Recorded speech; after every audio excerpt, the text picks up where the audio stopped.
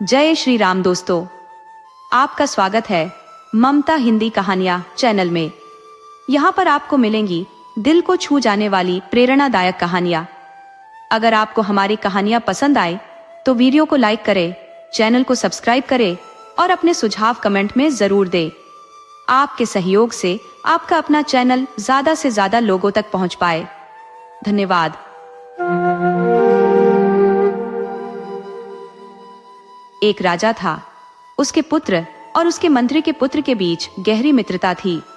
दोनों सदैव साथ रहते, खाते पीते और यात्रा करते थे। एक बार दोनों ने विदेश भ्रमण का विचार किया। धन संपत्ति की कोई कमी नहीं थी और दोनों अत्यंत साहसी भी थे। एक दिन वे अपने अपने घोड़ों पर सवार होकर यात्रा पर निकल पड़े। सूर्यास्त होते होते वे एक विशाल तालाब के समीप पहुंचे। आसपास कोई बस्ती न देखकर उन्होंने रात वहीं बिताने का निश्चय किया। घोड़ों को पेड़ से बांधकर वे एक ऊंचे पेड़ की शाखा पर चढ़ गए और वहीं रात बिताने की व्यवस्था की। रात्रि का अंधकार गहराने के साथ ही जंगल के जानवरों की भयंकर आवाजें सुनाई देने लगी। थोड़ी देर बाद तालाब के बीचों बीच पानी में हलचल हुई। पानी में एक विशालकाय सांप फुफकारता हुआ ऊपर उठा। उसके सिर पर एक अद्भुत मणि थी जो तेजस्वी प्रकाश से चारों ओर को आलोकित कर रही थी। वह सांप धीरे धीरे किनारे पर आया और अपनी मणि को मिट्टी का ढेर पर रखकर भोजन की खोज में फुफकारता हुआ उसी पेड़ के नीचे पहुंच गया जिस पर दोनों मित्र बैठे थे। सांप ने उनके घोड़ों को अपना आहार बना लिया। दोनों मित्र भय और विस्मय से देख रहे थे। सोच रहे थे कि अब सांप उनकी ओर बढ़ेगा, परंतु सांप वहां से किसी अन्य दिशा में चला गया। मंत्री के पुत्र की दृष्टि मणि पर अटक गई। उसने मणि के अद्भुत प्रकाश को देखा और उसे पाने की तीव्र इच्छा हुई। उसे यह ज्ञात था कि इस प्रकार की मणि के प्रकाश को ढकने के लिए गोबर या घोड़े की लीद का उपयोग किया जा सकता है। पेड़ के नीचे पहले से ही घोड़े की लीद पड़ी हुई थी। उसने शीघ्रता से पेड़ से उतरकर मणि को लीद से ढक दिया और वापस पेड़ पर चढ़ गया। थोड़ी देर बाद सांप लौटा और मणि को न देखकर गुस्से से फन पटकने लगा। क्रोध और निराशा में उसने वहीं दम तोड़ दिया। प्रातःकाल दोनों मित्र पेड़ से उतरे। मंत्री के पुत्र ने मणि उठाई और उसे तालाब के पानी में धोया। जैसे ही मणि को धोया गया, उसे ऐसी ज्योति प्रकट हुई कि तालाब का तल प्रकाशित हो उठा। पानी के भीतर उन्होंने देखा कि वहां एक भव्य महल स्थित था जो दीवारों से घिरा हुआ था।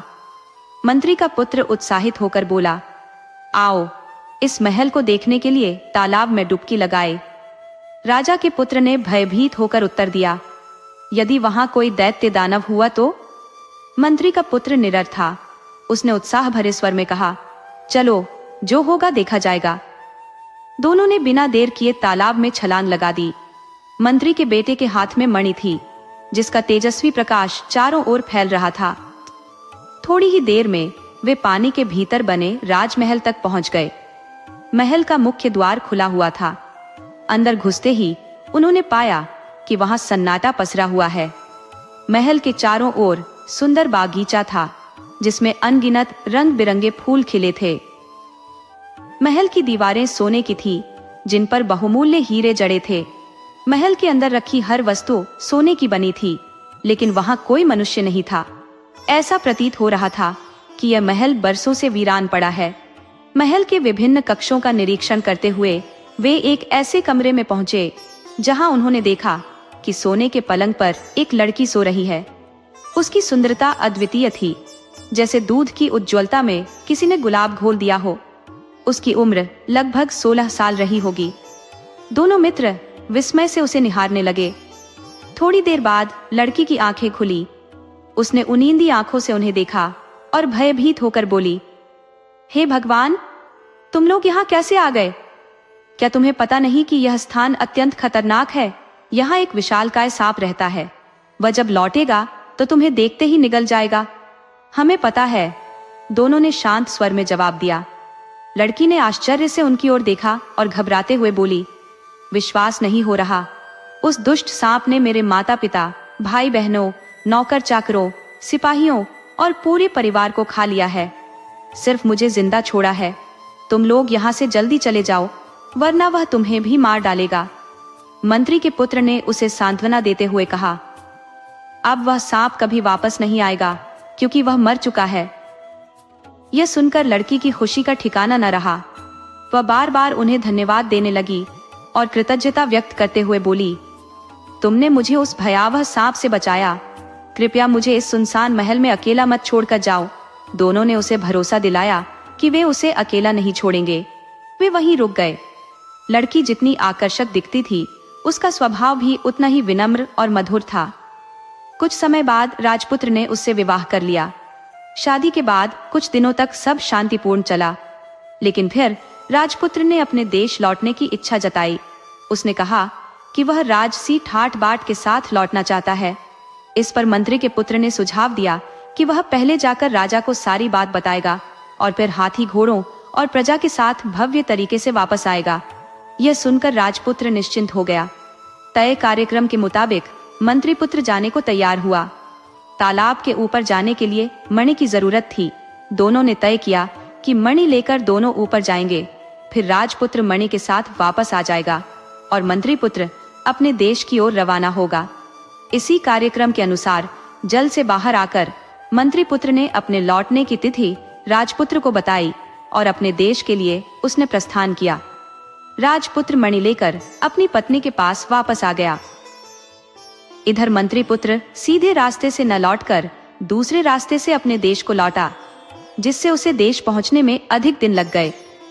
इसीलिए उसे पूरी तैयारी के साथ लौटने में देर हो गई। उधर राजपुत्र उस निर्जन महल में अत्यंत अधीर होकर मंत्री पुत्र के लौटने की प्रतीक्षा करने लगा। एक दिन राजपुत्र दोपहर को भोजन कर सो रहा था। तभी उस लड़की की नजर उस मणि पर पड़ी। उसने सोचा, पानी के बाहर क्या है, कभी देखा नहीं। अतः मणि लेकर ऊपर जाने एवं राजपुत्र के जगने से पहले लौट आने की इच्छा उसके मन में जगी। फिर उसने ऐसा ही किया। पानी से बाहर का वातावरण और प्राकृतिक दृश्य देखकर उसे अति प्रसन्नता हुई। तालाब के घाट की सीढ़ियों पर बैठकर उसने स्नान किया और कुछ देर तक इधर उधर घूमती रही। उसके बाद अपने महल में लौट आई। धीरे धीरे उसका साहस बढ़ता गया। अब वह प्रतिदिन दोपहर में राजपुत्र के सो जाने के बाद जल से बाहर आने लगी। जिस राज्य की सीमा के अंतर्गत वह तालाब था, उस राज्य का राजा अपने पुत्र के साथ एक दिन शिकार के लिए वहां आया। तालाब के पास ही उन्होंने अपना डेरा डाला। दोपहर को सभी खाने पीने में व्यस्त थे। राजपुत्र घूमते घूमते उसी तालाब के किनारे खड़ा हो गया। एक बुढ़िया वहीं आसपास की सूखी लकड़ियां चुन रही थी। वह लड़की भी रोज की तरह मणि लेकर तालाब के घाट की सीढ़ी पर बैठी हुई थी। अचानक उसकी नजर उन दोनों पर पड़ी। वह अत्यंत घबरा गई और तालाब में डुबकी लगाकर अपने महल में पहुंचकर उसने राहत की सांस ली। इधर राजपुत्र लड़की की सुंदरता पर मुग्ध हो गया था। ऐसी रूपवती कन्या उसने पहले कभी नहीं देखी थी। एक झलक दिखाकर वह अदृश्य हो गई थी। राजपुत्र काठ की तरह स्थिर खड़ा रहा और सोचने लगा कि कितना अच्छा होगा अगर वह रूपवती लड़की एक बार फिर उसे दिख जाए। लेकिन उसकी यह कामना पूर्ण नहीं हुई। वह पागल हो गया। बीच बीच में वह कहता जाता, अभी थी, अभी नहीं। कोई कुछ समझ नहीं पा रहा था। राजपुत्र वहां से लौटना नहीं चाहता था। बड़ी मुश्किल से उसे राजमहल लाया गया। राजा ने राज्य के अनेक वैद्यों को बुलवाया, बहुत इलाज करवाया, पर कोई लाभ नहीं हुआ। राजा का बेटा सिर्फ एक रट लगाए हुए था, अभी थी, अभी नहीं। राजा अत्यंत उदास हो गए। उन्होंने घोषणा करवाई, जो कोई भी राजपुत्र को ठीक कर देगा, उसकी बेटी के साथ राजपुत्र का विवाह करवा दिया जाएगा एवं आधा राज्य भी उसे मिलेगा। लेकिन कोई भी सामने नहीं आया। राजा एकदम निराश हो गए। एक दिन एक बुढ़िया ने आकर कहा, महाराज, मैं आपके पुत्र को ठीक कर सकती हूँ। राजा ने आश्चर्य से कहा, तुम? बुढ़िया बोली, हाँ महाराज। राजा ने पूछा, राज्य के प्रसिद्ध वैद्य भी उसे ठीक नहीं कर सके और तुम ठीक कर दोगी? क्या तुम्हें उसके पागल होने का कारण पता है? हाँ महाराज, पर अभी नहीं बताऊंगी। पहले उसे ठीक कर दूं, फिर बताऊंगी। बुढ़िया बोली, ठीक है, पर कितने दिन लगेंगे? राजा ने पूछा। बुढ़िया बोली, अभी नहीं बता पाऊंगी महाराज, पर आपका सहयोग मिला तो आपका बेटा शीघ्र ठीक हो जाएगा। मेरा सहयोग? कैसा सहयोग? राजा ने पूछा। जिस तालाब के किनारे राजपुत्र पागल हुए थे, वहां मेरे लिए एक झोपड़ी बनवा दीजिए। झोपड़ी से कोई 100 कदम दूर आपके अनुचर छिपकर रहेंगे एवं मेरे निर्देश पर कार्य करेंगे। बुढ़िया बोली। राजा ने अनुचरों को आदेश दिया कि वे बुढ़िया के निर्देशानुसार कार्य करें। बुढ़िया फिर बोली, लेकिन महाराज, आप अपने वचन को भूल मत जाइएगा।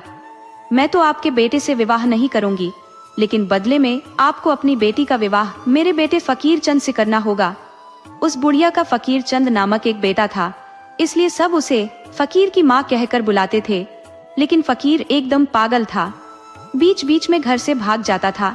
वह लंगोट धारण करता था और सारे शरीर में राख मल लेता था।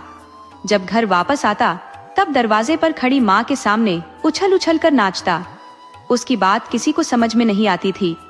राजा के आदेश से तालाब के किनारे झोपड़ी बना दी गई। 100 कदम की दूरी पर अनुचरों के रहने की भी व्यवस्था कर दी गई। अनुचरों को यही भी आदेश दिया गया कि जब तक बुढ़िया न बुलाए तालाब के किनारे कोई न जाए। बुढ़िया तालाब पर नजर रखने लगी। इधर तालाब के अंदर राजमहल में राजपुत्र अपनी पत्नी के साथ मंत्री पुत्र के आने का इंतजार कर रहा था, लेकिन मंत्री पुत्र का कुछ अता पता नहीं था। उस दिन की घटना के बाद लड़की एक दिन भी तालाब से बाहर नहीं निकली थी। लेकिन भाग्य का लिखा कौन जानता है। एक दिन दोपहर को भोजन के बाद जब राजपुत्र सोने के लिए गया, वह लड़की मणि हाथ में लेकर तालाब से बाहर निकली और इधर उधर देखने के बाद पक्के घाट पर बैठ गई। बुढ़िया को इसी अवसर की प्रतीक्षा थी। वह बोली, रूप की रानी बेटी, आओ मैं तुम्हें नहला देती हूँ। लड़की ने कोई आपत्ति नहीं की। बुढ़िया उसके पास आकर बैठ गई। मणि को उसके हाथ में देखकर बोली, अरे उसे हाथ में क्यों ले रखा है, पानी में गिर सकती है, घाट के ऊपर ठीक से रख दो। बुढ़िया ने मौका देखकर मणि को अपनी अंटी में छिपा लिया और अनुचरों को इशारा किया। अनुचरों ने लड़की को पकड़ लिया और उसे राज दरबार में पेश किया। लड़की को देखते ही राजपुत्र बोल उठा, मिल गई, मिल गई, वह तो मिल गई। राजपुत्र का पागलपन दूर हो गया। राजा की खुशी का ठिकाना नहीं रहा। उसने अपने बेटे से उसकी शादी करनी चाहिए तो वह लड़की बोली, महाराज, तालाब के अंदर महल में मेरे पति हैं। मैंने व्रत लिया है कि 1 वर्ष तक किसी दूसरे पुरुष का मुंह भी नहीं देखूंगी, इसीलिए अभी विवाह संभव नहीं है। ये सुनकर राजा उदास हो गए, पर कोई उपाय न देखकर साल भर तक प्रतीक्षा करने का उन्होंने निश्चय किया। उधर मंत्री पुत्र सारी व्यवस्था कर उसी तालाब के किनारे हाथी, घोड़ों एवं अनुचरों के साथ पहुंचा। तालाब के किनारे आम के बगीचे में तंबू तानकर तालाब की ओर एकटक देखता रहा। हालांकि निर्दिष्ट समय बीत गया था, किंतु मंत्री पुत्र को आशा थी कि राजपुत्र अवश्य बाहर आएंगे, परंतु राजपुत्र और उसकी पत्नी जल से बाहर नहीं निकले। मंत्री पुत्र ने सोचा, निश्चय ही कोई घटना घटी है, लेकिन पातालपुरी तक कैसे पहुंचा जाएगा। वह जानता था कि सांप की मणि के बगैर वहां तक पहुंचना असंभव है। इधर व्रत की अवधि समाप्त होने वाली थी। राजा ने अपने पुत्र के साथ उस लड़की के विवाह की तैयारियां शुरू कर दी। हलवाइयों ने पकवान बनाना शुरू कर दिया। नगर में घर द्वार सजाए जाने लगे। सिंहद्वार पर नौबत बैठी। राजमहल में शहनाई बजने लगी।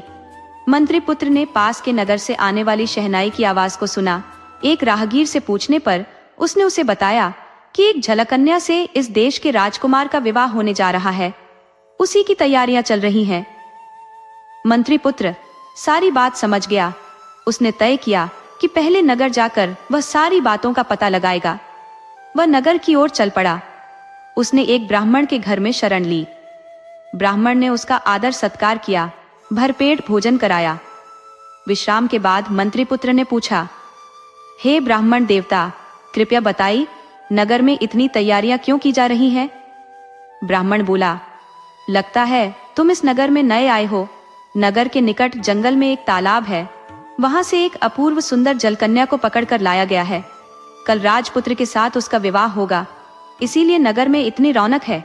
ये तो बड़ी अद्भुत बात है, ऐसा तो मैंने कभी नहीं सुना। दरअसल मैं बहुत दूर से आया हूँ, कृपया मुझे पूरी बात बताइए, मंत्री पुत्र ने कहा। ब्राह्मण ने उसे बताया कि किस प्रकार इस देश का राजा शिकार खेलने जंगल गया था। वहां उसका पुत्र पागल हो गया और एक बुढ़िया ने एक झलकन्या को पकड़कर किस तरह उसे ठीक किया। मंत्री पुत्र ने पूछा, बुढ़िया को राजा ने जो वचन दिया था, क्या वह पूरा हुआ? नहीं, क्योंकि बुढ़िया का पुत्र फकीर चंद कहीं गायब हो गया है। बुढ़िया का कहना है कि अब उसके आने का समय हो गया है। वह देखने में कैसा है? मंत्री पुत्र ने पूछा। ब्राह्मण बोला, देखने सुनने में तो वह तुम्हारी तरह है, पर लंगोटी धारण करता है एवं पूरी देह में राख मलकर रहता है। हाथ में पेड़ की एक डाल लेकर माँ के घर के दरवाजे के सामने उछल उछल कर नाचता है और कहता रहता है, यह नहीं होगा, नहीं होगा। यह सुनने के बाद मंत्री पुत्र ने मन ही मन एक योजना बनाई। वह ब्राह्मण से विदा लेकर नगर के बाहर आ गया। फिर फकीर चंद का वेश बनाकर पुनः नगर में लौट आया। हाथ में पेड़ की एक डाल लेकर बुढ़िया के घर के सामने उछल उछल कर नाचने लगा। फकीर चंद की आवाज सुनकर बुढ़िया बहुत खुश हुई। वह समझ न सकी कि मंत्री पुत्र फकीर चंद के वेश में आया है। खुश होकर बोली, लगता है भगवान ने मेरी सुन ली। बेटा, अब मुझे छोड़कर मत जाना। नहीं नहीं, ये नहीं होगा, ये नहीं होगा, नकली फकीर चंद ने कहा। बुढ़िया बोली, मेरे साथ रहो, राजा की बेटी के साथ तुम्हारा विवाह कराऊंगी। फकीर चंद शादी के लिए राजी हो गया। बुढ़िया ने कहा, तालाब से निकली झलकन्या को पकड़कर लाई हूं, देखने चलोगे? जाऊंगा जाऊंगा, नाचते नाचते फकीर चंद ने कहा। सांप के सिर की मणि देखोगे? बुढ़िया ने पूछा। देखूंगा देखूंगा, उसने कहा। बुढ़िया ने अंटी से मणि को जैसे ही निकाला, नकली फकीर चंद ने उसे लेकर अपनी अंटी में रख लिया। बुढ़िया इतनी खुश थी कि उसका ध्यान उस ओर गया ही नहीं। वह फकीर चंद को राजमहल ले गई। जिस कमरे में राजकन्या थी, उसने उसे उसी कमरे में बैठा दिया। शाम होने पर उसने उससे चलने के लिए कहा, लेकिन वह चलने के लिए तैयार नहीं हुआ। वह बहुत चीखी चिल्लाई, पर वह भी कम जिद्दी नहीं था। टस से मस नहीं हुआ। अंत में हारकर बुढ़िया पहरेदारों से उसका ख्याल रखने को कहकर अकेली लौट गई। रात में जब सब सो गए, तब मंत्री पुत्र लड़की के पास पहुंचा और उसने उसे अपना परिचय दिया। लड़की रो रो कर बोली, चाहे जैसे हो, मेरा उद्धार करो। तुम्हारे जैसा शुभ चिंतक और कौन है? मंत्री पुत्र बोला, इसीलिए तो मैं इस वेश में आया हूं। मैं जैसा कहूंगा वैसा ही करना। आज रात ही यहां से भागना होगा। उसके बाद नकली फकीर चंद बार बार खिड़की से बाहर आता, उछलता, नाचता।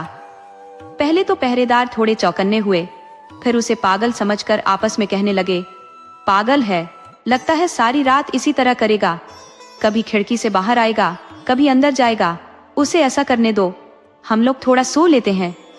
मौका देखकर मंत्री पुत्र झलकन्या को अपनी पीठ में बांधकर खिड़की के रास्ते निकल भागा। वे उसी तालाब के किनारे पहुंचे। राजपुत्र को महल से निकालकर अपने साथ उन्हें लेकर मंत्री पुत्र जल्दी जल्दी अपने देश की ओर लौटने लगा। हाथी घोड़े सब उसने पहले ही लौटा दिए थे, अतः उन्हें पैदल ही लौटना पड़ा। पहाड़, नदी, जंगल पार करते हुए वे अपने देश की ओर बढ़ने लगे। इसी तरह कई दिन बीत गए। कोई आबादी उन्हें दिखाई नहीं पड़ी। एक विशाल बरगद के पेड़ के नीचे एक रात उसने विश्राम करने का निश्चय किया। थके होने के कारण राजपुत्र एवं उसकी पत्नी गहरी नींद में सो गई। मंत्री पुत्र पहरा देने के लिए जगा रहा। उस पेड़ पर एक चढ़ा और चिड़ी का बसेरा था। मंत्री पुत्र ने दोनों को बातें करते हुए सुना। चिड़ी बोली, मंत्री पुत्र ने बहुत चालाकी से राजपुत्र और उसकी पत्नी को बचाया, लेकिन क्या वे सकुशल अपने देश पहुंच सकेंगे? चिड़ा ने कहा, मैं तो आने वाली भीषण विपत्ति को देख रहा हूँ। राजपुत्र को लेने के लिए राजा हाथी भेजेगा, किंतु राजपुत्र उस हाथी पर चढ़ते ही गिरकर मर जाएगा। चिड़ी ने पूछा, अगर कोई राजपुत्र को हाथी की पीठ पर चढ़ने ही न दे तो फिर वह बच जाएगा, लेकिन इससे होनी टलेगी नहीं। राजमहल के सिंहद्वार से प्रवेश करते समय सिंहद्वार के टूटने से उसकी मौत हो जाएगी। चिड़ा बोला। चिड़ी ने पूछा, यदि कोई सिंहद्वार पहले ही तोड़ दे? चिड़ा बोला, तो वह बच जाएगा, लेकिन उससे भी होनी टलेगी नहीं। राजपुत्र के बहुत दिनों बाद देवकन्या जैसे पुत्र वधू के साथ लौटने की खुशी में राजा एक भोज देंगे। राजपुत्र की थाली में मछली का सिर परोसा जाएगा।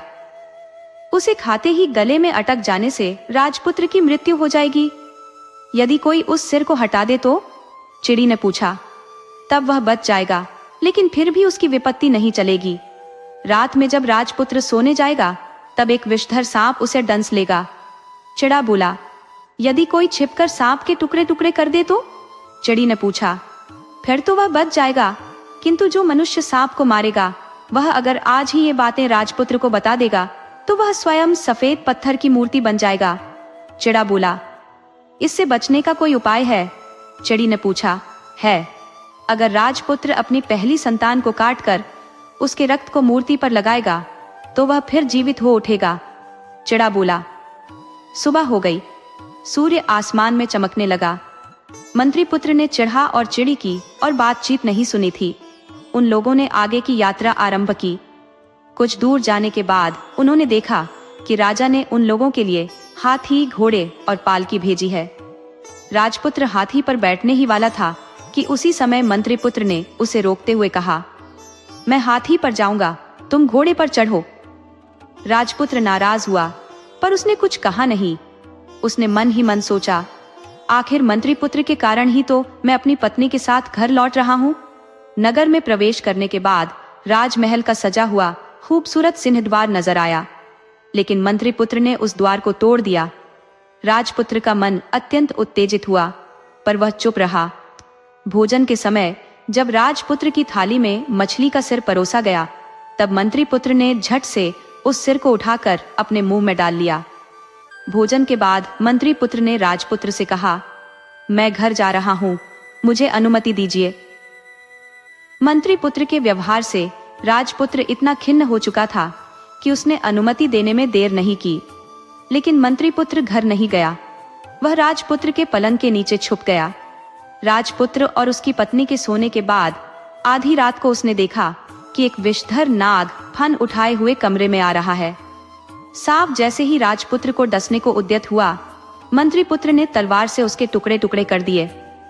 उन्हें राजकन्या के पानी के बर्तन में छुपाने लगा तो बर्तन लुढ़क गया। आवाज सुनकर राजकन्या उठ बैठी। मंत्री पुत्र को शयन कक्ष में देखकर वह चिल्ला उठी। राजपुत्र भी जाग गया।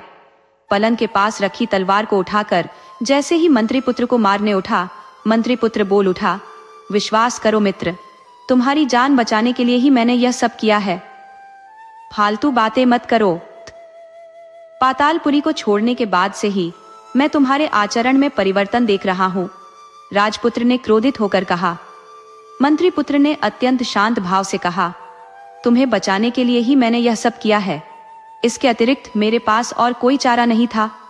राजपुत्र बोला, सच बात क्यों नहीं बोल रहे हो? बोलो, किसने तुम्हारा मुंह बंद कर रखा है?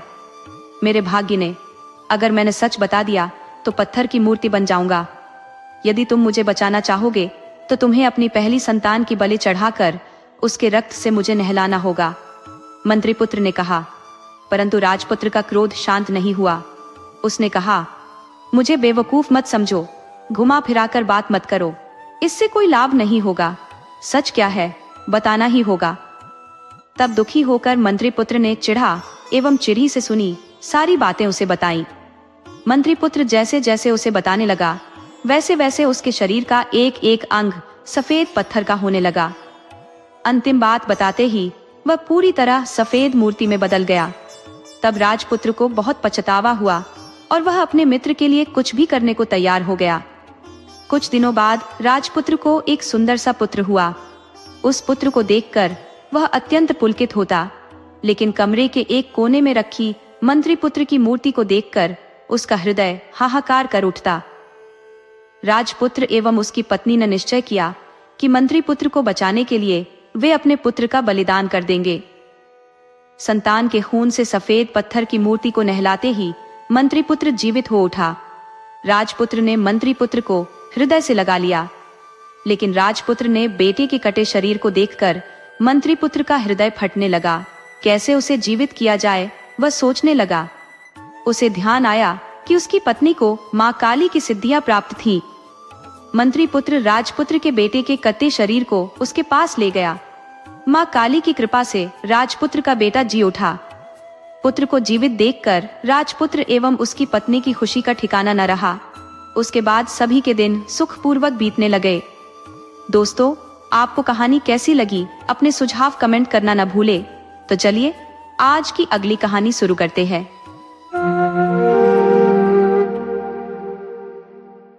एक समय की बात है, एक धनाढ़ व्यक्ति था जिसकी 2 पत्नियां थी। पहली बीवी उसकी सबसे अधिक प्रिय थी, जिसे वह लागी बुलाता था। दूसरी बीवी, जिसे वह तिरस्कार पूर्वक अलागी कहता, अपनी बेटी के साथ अलग थलग जीवन व्यतीत कर रही थी। बड़ी बीवी की साजिशों और लगातार झगड़ों के चलते उसने अलागी और उसकी बेटी को घर के पिछवाड़े बनी एक झोपड़ी में भेज दिया। अलागी और उसकी बेटी चंपावती बड़ी मुश्किलों से अपना जीवन व्यतीत करने लगी। चंपावती, जो सरल स्वभाव और मनमोहक गुणों की धनी थी, एक दिन अपने पिता के आदेश पर धान के खेतों की रखवाली के लिए भेजी गई। वह रोजाना एक ऊंचे मचान पर बैठकर चिड़ियों को उड़ाती और खेतों की निगरानी करती। दिन ऐसे ही बीतते गए। एक दिन मचान पर बैठी चंपावती ने अपने अकेलेपन को दूर करने के लिए गाना गाना शुरू किया। बटेरो, यहाँ से उड़ जाओ, मेरे धान को मत खाओ, तुम्हें भुने चावल दूंगी, बस मेरी फसल को छोड़ जाओ। जैसे ही उसके स्वर हवा में तैरते, जंगल से किसी ने जवाब दिया, मैं धान खाऊंगा, चावल भी लूंगा और चंपावती से ब्याह कर उसे अपने घर ले जाऊंगा। ये सुनकर चंपावती चौंक गई। उसने चारों ओर नजर दौड़ाई, लेकिन कोई नजर नहीं आया। सहमी हुई चंपावती ने शाम को घर जाकर अपनी माँ को इस अजीबोगरीब घटना के बारे में बताया। अगले दिन माँ उसकी बात पर यकीन करने के लिए खुद उसके साथ खेत पर गई। माँ के कहने पर चंपा ने वही गीत दोहराया और जंगल से फिर वही उत्तर सुनाई दिया। ये सब देखकर माँ आश्चर्यचकित रह गई। उन्होंने चंपावती के पिता को सारी बात बताई। अगले दिन पिता ने अपने परिवार और कुछ पड़ोसियों को साथ लिया और सभी खेत पर पहुंचे। उन्होंने चंपा को फिर से गाने को कहा। जैसे ही उसने गाया, वही आवाज जंगल से आई। ये जानने की कोशिश में कि यह जवाब कौन दे रहा है, सभी जंगल की ओर बढ़े, लेकिन वहां उन्हें कोई नहीं मिला। चंपावती के पिता ने आवाज की दिशा में देखा और पुकारा, अगर तुम सच में मेरी बेटी से विवाह करना चाहते हो तो सामने आओ, मैं वादा करता हूँ कि तुम्हारी शादी कर दूंगा। ये सुनकर एक विशाल अजगर जंगल से बाहर आया। उसे देखते ही सभी लोग भय से थरथरा उठे और भागने लगे, लेकिन चंपावती के पिता ने सभी को शांत किया और कहा, डरो मत, रुके रहो। उनकी बात मानकर लोग लौट आए। फिर पिता ने अजगर को घर आने का निमंत्रण दिया। इस अद्भुत घटना ने सबको चकित कर दिया और गांव में इस विचित्र बात की चर्चा होने लगी। अलागी और उसकी बेटी फूट फूट कर रोने लगी। अलागी ने अपने पति से गुहार लगाई कि वह चंपावती की शादी उस भयानक अजगर से न करे, मगर लागी की चालाकियों के चलते उसने चंपावती का विवाह अजगर के साथ करा दिया। शादी के बाद उसने उनके रहने के लिए एक अलग घर भी बनवा दिया। लागी इस सोच में मग्न थी कि अजगर रात में चंपावती को खा जाएगा। अजगर को चंपावती के साथ एक ही कमरे में बंद कर दिया गया। घबराई हुई चंपावती रात भर ईश्वर से प्रार्थना करती रही। अगले दिन सुबह जब अलागी डरते डरते कमरे में गई तो उसने देखा कि उसकी बेटी सोने के गहनों से लदी हुई है और अजगर का कहीं अता पता नहीं। माँ ने जैसे ही चंपावती को जगाया तो उसे भी खुद को सोने से सजी धजी देखकर विश्वास नहीं हुआ। उधर जब पिता और लागी यह देखने पहुंचे कि अजगर ने चंपावती को खा लिया होगा, तो चमकते हुए गहनों में लिपटी बेटी को देखकर दोनों की आंखें फटी की फटी रह गईं। ये नजारा देखकर लालची लागी के मन में ईर्ष्या का तूफान उठ खड़ा हुआ। उसने अपने पति से जिद की कि वह उसकी बेटी के लिए भी ऐसा ही अजगर ढूंढ कर लाए। पति ने गांव के कुछ लोगों को साथ लिया और जंगल में अजगर की तलाश में निकल पड़ा। एक बड़ा अजगर पकड़कर वह घर ले आया। अब लागी ने अपनी बेटी की शादी भी उस अजगर से करवा दी। उसकी बेटी को भी उसी तरह अजगर के साथ कमरे में भेज दिया गया। लागी ने पूरी रात यह सोचते हुए बिताई कि उसकी बेटी सुबह सोने के गहनों में लिपटी नजर आएगी, लेकिन रात पर वह कमरे के बाहर ही चौकन्नी बैठी रही। कमरे के भीतर अजगर ने धीरे धीरे लड़की को निगलना शुरू कर दिया। लड़की ने अपनी माँ को आवाज दी, माँ, मेरे पैरों में कुछ गुदगुदी हो रही है। माँ ने उत्साहित होकर कहा, बिटिया, मेरा दामाद तुम्हें पाजेब पहना रहा है। थोड़ी देर बाद अजगर उसकी कमर तक पहुंच गया। लड़की ने फिर आवाज लगाई, माँ, मेरी कमर में कुछ अजीब सा महसूस हो रहा है। माँ बोली, बिटिया, मेरा दामाद तुम्हें सुंदर कमरबंद पहना रहा है। इसके बाद अजगर उसकी छाती तक पहुंच गया। लड़की ने घबराकर कहा, माँ, मेरी छाती में कुछ गुदगुदी हो रही है। माँ ने फिर वही जवाब दिया। बिटिया, मेरा दामाद तुम्हें शॉल से सजा रहा है। आखिरकार जब अजगर उसकी गर्दन तक पहुंच गया तो लड़की चीख कर बोली, माँ, मेरी गर्दन में कुछ अजीब सा हो रहा है। माँ ने आखिरी बार कहा, बिटिया, मेरा दामाद तुम्हें मोतियों की माला पहना रहा है। इस तरह लालच और अंधविश्वास के जाल में फंसकर लागी ने अपनी बेटी को अजगर के हवाले कर दिया और सुबह की पहली किरण के साथ उसकी बेटी का अंत हो चुका था। जब अजगर उसके सिर तक पहुंचा तो बेटी की आवाज आनी बंद हो गई। माँ ने सोचा कि आभूषण पाकर मेरी बेटी खुश हो गई है और सो गई है। यह सोचकर वह भी खुशी खुशी सोने चली गई। सुबह वह दौड़ी दौड़ी अपनी बेटी के पास आई, पर उसे वह कहीं दिखाई नहीं दी। अजगर बड़े आराम से वहां लेटा आराम कर रहा था। अलगी की बेटी को निगलने के बाद उसका पेट फूला हुआ था। ये देख उसे एहसास हुआ कि क्या हुआ है और वह दहाड़े मारकर रोने लगी। उसके रोने की आवाज सुन पति दौड़ा दौड़ा आया और पूछा कि क्या हुआ। जब उसे सच का पता चला तो वह सिर पकड़कर वहीं जमीन पर बैठ गया। अलागी और चंपावती भी रो रही थी। सारे गांव वालों ने पति पत्नी का बहुत मजाक उड़ाया और उनके लालच पर उन्हें धिक्कारा। सब लोगों ने मिलकर बेटी के शव को अजगर के पेट से बाहर निकाला और उसका दाह संस्कार कर दिया। उसके बाद तो लागी और उसके पति को अलागी और चंपावती से इतनी नफरत हो गई कि वे दोनों उनसे पीछा छुड़ाने का तरीका सोचने लगे। एक दिन वे अपने हथियारों के साथ उन्हें जबरन घसीटते हुए जंगल में ले गए। उन्हें बेहोश कर वे उन्हें मारने ही वाले थे कि तभी एक अजगर वहां आया और उसने उन दोनों दुष्टों को निगल लिया। अजगर ने बेहोश माँ बेटी को उठाया और जंगल में ले गया। अगले दिन जब वे उठी तो रोने लगी। एक अनजान जगह पर उन्हें डर लग रहा था। अजगर उन्हें दिलासा देते हुए बोला, तुम दोनों को चिंता करने की जरूरत नहीं है, मैं तुम्हें यहाँ लाया हूँ। फिर उसने रात की घटना उन्हें बताई। सच जानकर दोनों ने कृतज्ञता प्रकट की। उसके बाद से तीनों खुशी से जंगल में ही रहने लगे। कुछ दिनों बाद अलागी अचानक बीमार पड़ गई और उसकी मृत्यु हो गई। चंपावती अकेली रह गई। एक दिन जब अजगर बाहर गया हुआ था तब एक बूढ़ी स्त्री वहां आई। चंपावती ने लंबे समय से किसी मनुष्य को नहीं देखा था। उसने बहुत सम्मान के साथ उस स्त्री का स्वागत सत्कार किया। तब उस स्त्री ने उसकी सेवा से खुश होकर बताया, जो अजगर तुम्हारा पति है वह असल में एक देवता है। वह हर रात तुम सो गई हो या नहीं यह देखने के लिए तुम्हें चुटकी काटता है और फिर अपने अजगर का चोला उतारकर स्वर्ग में चला जाता है। वहां कुछ समय वह अन्य देवताओं के साथ व्यतीत करता है। अगर तुम अपने पति को देवता के रूप में देखना चाहती हो तो रात को सोने का नाटक करना, पर सोना मत। जब वह अपना चोला उतार स्वर्ग जाए तो तुम उसके चोले को आग में जला देना। जैसे ही तुम उसका चोला जलाओगी उसे अपने बदन में जलन का एहसास होगा। तब तुम तुरंत पंखा कर देना और उसे आराम करने देना। जल्दी ही उसे नींद आ जाएगी। सुबह तुम उसे माला पहनाकर उसका अभिवादन करना। तुम्हारा पति ही है जो अजगर के रूप में तुम्हारे सामने आता है। ये बात सुन चंपावती की खुशी का ठिकाना न रहा। उसने उसे घड़ा भरकर सोना और चांदी दिया।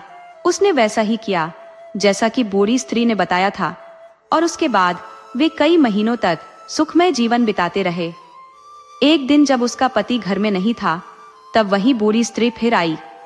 चंपावती ने उसका स्वागत करने के बाद उसके आने का कारण पूछा।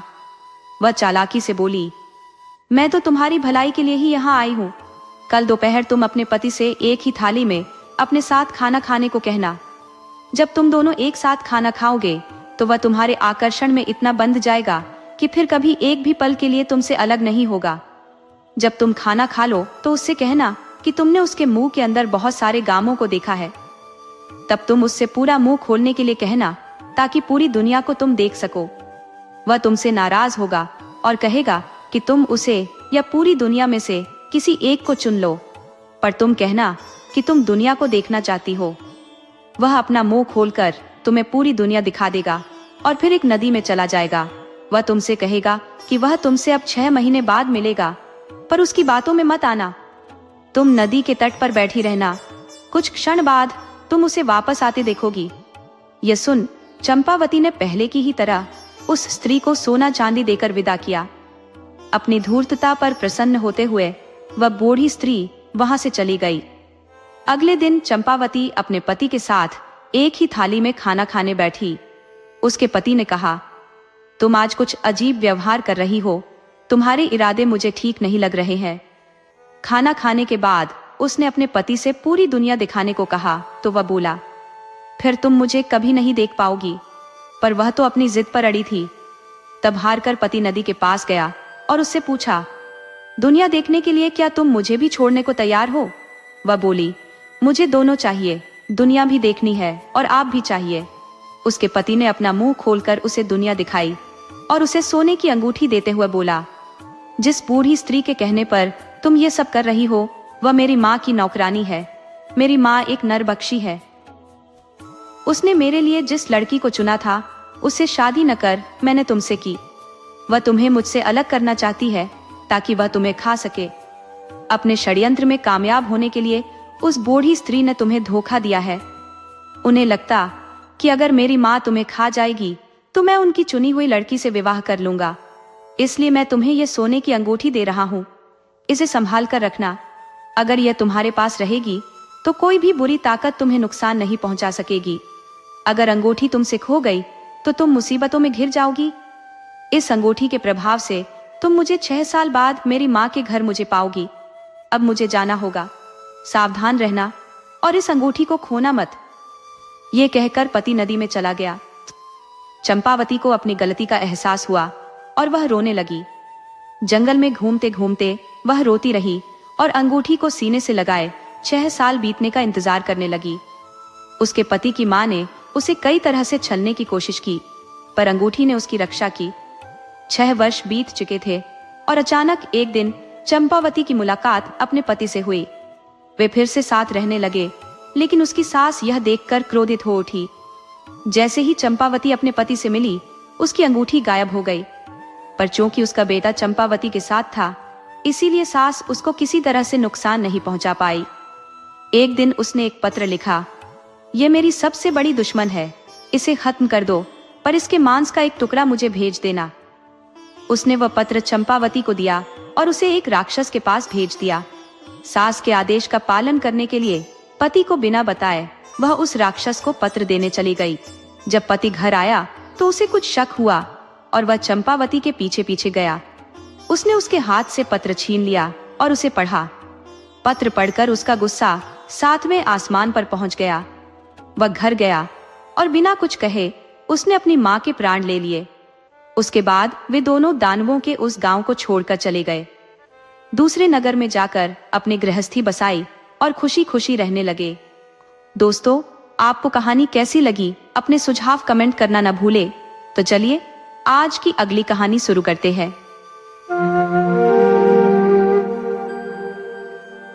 एक कुम्हार और उसकी पत्नी के साथ उनकी 2 साल की बच्ची रहती थी। एक दिन कुम्हार ने अपनी पत्नी से कहा, आज हमें जंगल से मिट्टी लानी है जिससे नई कुम्हारी बनाई जाएगी, तैयार हो जाओ। कुम्हारिन ने सहमति में सिर हिलाया और बच्ची को गोद में उठाकर एक टोकरी थाम ली। कुम्हार ने फावड़ा लिया और दोनों जंगल की ओर चल दिए। जंगल पहुंचकर कुम्हार ने एक उपयुक्त स्थान खोजा और फावड़े से मिट्टी खोदने लगा। उधर कुम्हारिन ने मिट्टी को टोकरी में भरकर सिर पर रख लिया, लेकिन टोकरी उठाने के बाद बच्ची को गोद में लेना उसके लिए मुश्किल हो गया। उसने कुम्हार से मदद मांगी। अजी, बच्ची को मेरी गोद में उठा दो। यह सुनकर कुम्हार आग बबूला हो गया और झल्ला कर बोला, तुम्हें बच्ची चाहिए या ये मिट्टी? अगर तुम इसे नहीं संभाल सकती तो यहीं रुको, मैं जा रहा हूं। कुम्हार गुस्से में पत्नी और बच्ची को वहीं छोड़कर चला गया। कुम्हारिन के मन में डर था कि खाली हाथ घर लौटने पर कुम्हार उसे मारेगा। उसने बच्ची को वहीं छोड़ दिया और सिर पर मिट्टी की टोकरी रखकर घर की ओर चल दी। उधर अकेली बच्ची जंगल के सन्नाटे में सहमी हुई जोर जोर से रोने लगी। उसके मासूम आंसुओं को सुनने वाला वहां कोई नहीं था। जैसे जैसे शाम गिरती गई, बच्ची का रोना और तेज हो गया। तभी उस ओर से भगवान की कपिला गायों का झुंड गुजर रहा था। मासूम की करुण आवाज उनके कानों तक पहुंची। गायों ने रुककर इधर उधर देखा और आवाज के स्रोत का पीछा करते हुए बच्ची तक पहुंच गई। उन्होंने देखा कि एक नन्ही सी जान जंगल के बीच अकेली बैठी फूट फूट कर रो रही है। यह देखकर गायों का दिल पसीज गया। एक गाय बोली, कैसा निर्दयी होगा जिसने इस मासूम को यहाँ छोड़ दिया। गायों ने उसे बड़े प्यार से चाटा। झुंड में एक दुधारू गाय थी जिसने बच्ची को दूध पिलाया। दूध पीकर और गायों के लाड़ प्यार से बच्ची का रोना थम गया। वह धीरे धीरे खेलने लगी। गायें उसे वहीं छोड़कर रात में अपने गोठ लौट गई। अगली सुबह फिर वे बच्ची के पास पहुंची, उसे दूध पिलाया, दुलार किया। यह सिलसिला हर रोज चलने लगा। सुबह शाम गायें आकर बच्ची की देखभाल करती और उसे अपने स्नेह से सुरक्षित रखती। ऐसा क्रम कुछ समय तक चलता रहा। ताजा और गर्म दूध का सेवन करते हुए वह बच्ची दिनों दिन स्वस्थ होती गई। उसका कद तेजी से बढ़ने लगा। अब वह उन गायों को अपनी मां समझने लगी थी।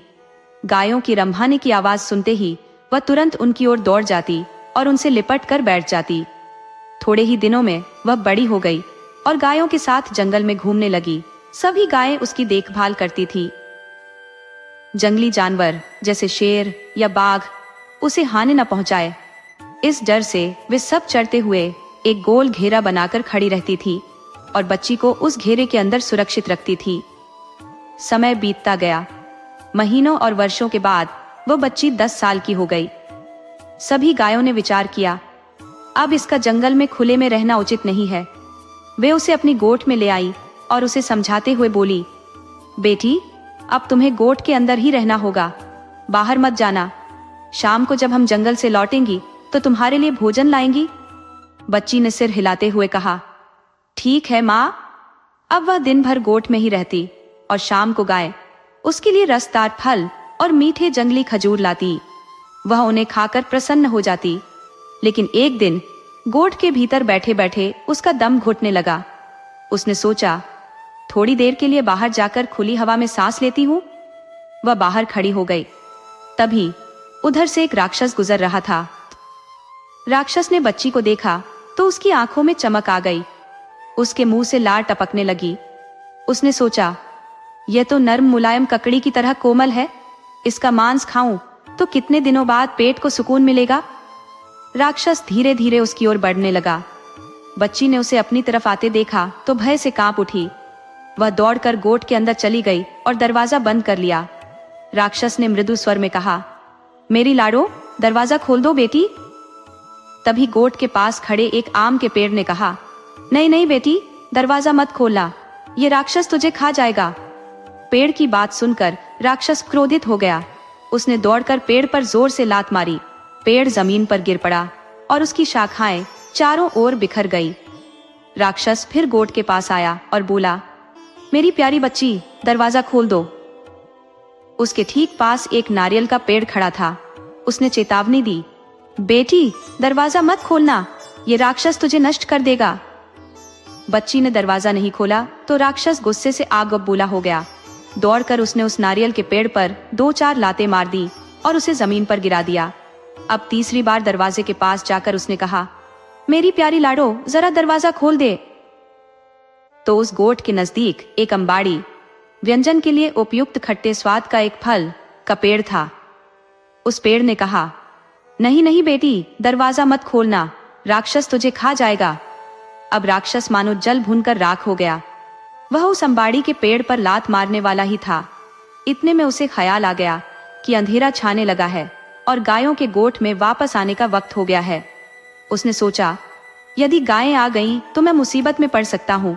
अक्लमंदी इसमें है कि मैं यहाँ से जाऊं। लेकिन दूसरे दिन वापस आकर लड़की को खाने का मन में मंसूबा रखकर राक्षस वहां से चला गया। राक्षस के जाने के थोड़ी देर बाद गायें वहां आ गईं। आते ही उनकी नाकों ने राक्षस के शरीर की गंध सूंघ ली। गोठ के बाहर उसके पामों की निशानियां भी उन्होंने देखी। तो या कोई राक्षस आया हुआ है, इसका उन्हें यकीन हो गया। वे डर गई। हे भगवान, हमारी बच्ची सुरक्षित हो। सभी गायें दौड़ते हुए गोठ के दरवाजे के पास पहुंची। उनके पहुंचने से दरवाजा अपने आप खुल गया। सब एकदम अंदर घुसी तो उनको बच्ची अंदर दिखाई नहीं दी।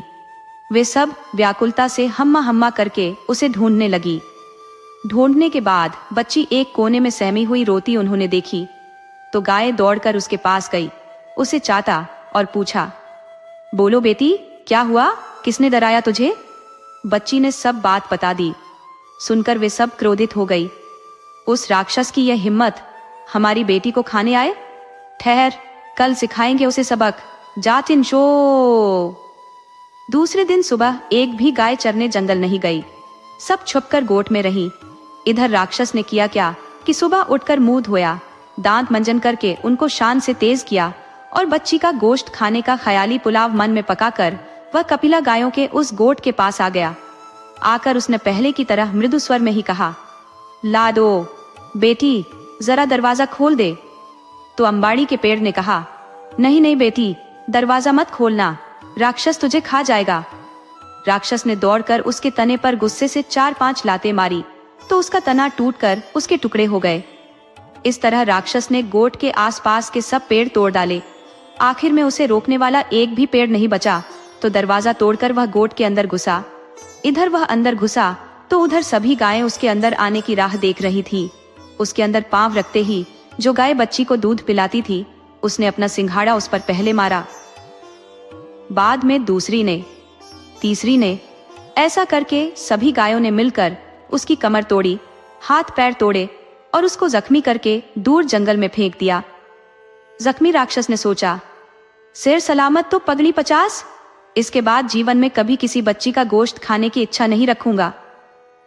इधर राक्षस को सबक सिखाकर गायों ने बच्ची से कहा, बेटी, अब कोई राक्षस तुझे सताने यहाँ नहीं आएगा, तुम निर्भय रहो। तो और कुछ दिन सुख शांति से बीत गए।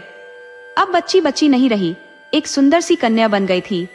अब उसका डर भी कम हो गया।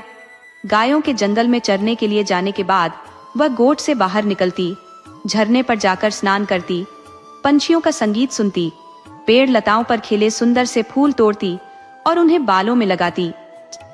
एक दिन हमेशा की तरह वह झरने पर स्नान करके फूल तोड़ रही थी तो उस तरफ से उस राज्य का राजकुंवर जो शिकार के लिए निकला था, एक हिरण के पीछे पीछे दौड़ता वहां पहुंच गया। उसने उस कन्या को देखा और उसे वह बहुत भा गई। उसने कन्या से बात करने का प्रयत्न किया तो कन्या दौड़कर गोठ में घुस गई और दरवाजा बंद कर लिया। राजकुंवर पहली ही नजर में उस कन्या से प्यार करने लगा। वह अपने घर गया और अपनी माता को उसने अपने प्यार की बात बताई। राजमाता ने वह बात राजा को बताई तो राजा ने कहा, ठीक है, जैसी पुत्र की इच्छा, यदि उसे वह कन्या पसंद है तो उसके साथ ही उसकी शादी करेंगे। राजा ने तुरंत प्रधान को आदेश दिया कि कुछ सिपाही साथ में लेकर उस वन में जाओ और उस कन्या को राजमहल में लेकर आओ। राजा के आदेशानुसार प्रधान कुछ सिपाही साथ में लेकर गया और कन्या को साथ में लेकर राजमहल आ गया। कन्या की सुंदरता देखकर राजा और रानी दोनों ही प्रभावित हो गए। अपने पुत्र की पसंद की उन्होंने प्रशंसा की। रानी ने तुरंत ही दासियों से कहकर कन्या को सुगंधित तेल और उबटन लगाकर नहलाया, उसे पहनने को अच्छे कपड़े दिए, उसे अलंकार पहनाए, उसके बाल बनाए। अब कन्या इस वेश में पहले से भी सुंदर दिखने लगी, जैसे वह स्वर्ग की अप्सरा हो। कुछ दिन तक रानी माँ ने उसे अपनी देखभाल में राजघराने की रस्में और रिवाज की शिक्षा दी। जब वह पूरी तरह राजघराने की बहू बनने योग्य हुई तो राजकुंवर और उसका बड़ी धूमधाम से विवाह किया। तो वह कुम्हार की लड़की अब राजा की बहू बन गई। उसके पास अब सारा सुख चयन था। पहनने के लिए अच्छे वस्त्र थे, हीरे जवाहरात थे, नौकर चाकर थे, प्यार करने वाला पति और सास ससुर थे। लेकिन वह खुश नहीं थी। उसे अपनी गौ माताओं की बहुत याद आती थी, इसलिए सारा सुख होते हुए भी वह दुखी थी। राजकुंवर के ध्यान में वह बात आ गई। उसने उसे पूछा, तुम्हें क्या दुख है, क्यों तुम ऐसी गुमसुम बैठती हो? उसने कहा, मुझे मेरी माताओं के पास लेकर चलो। राजकुंवर ने पूछा, कौन है तुम्हारी माता? मेरी माताएं हैं गौएं। गायें। राजकुमार चकित हो गया। उस पर कन्या ने उसे सारी कथा सुनाई। सुनकर उसने कहा, ठीक है, मैं तुम्हें तुम्हारी माताओं के पास लेकर चलता हूं। दूसरे ही दिन राजकुमार कन्या को यानी अपनी पत्नी को उस जंगल में लेकर गया तो कन्या को देखकर सब गायें दौड़कर उसके पास आ गई। कन्या भी दौड़कर उनके गले चिपक गई। गायों ने उसे ममता से चाटा, कन्या ने भी उन्हें प्यार से सहलाया। जिस कपिला गाय ने उसे अपना दूध पिलाया था, उससे तो वह बहुत देर तक चिपककर सिसकने लगी। कुछ देर के बाद गायें उठकर जंगल में चली गई। और राजकुंवर अपनी पत्नी को लेकर राजमहल वापस आ गया।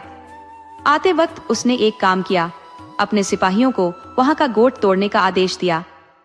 जंगल से अपनी गौ माताओं से मिलकर आने के बाद कन्या यानी वो कुम्हार की लड़की खुशी खुशी अपने पति राजकुंवर के साथ रहने लगी। वह बहुत साल तक जीवित रही। उसके कई पुत्र पौत्र हो गए। दोस्तों, आपको कहानी कैसी लगी अपने सुझाव कमेंट करना न भूले। तो चलिए आज की अगली कहानी शुरू करते हैं।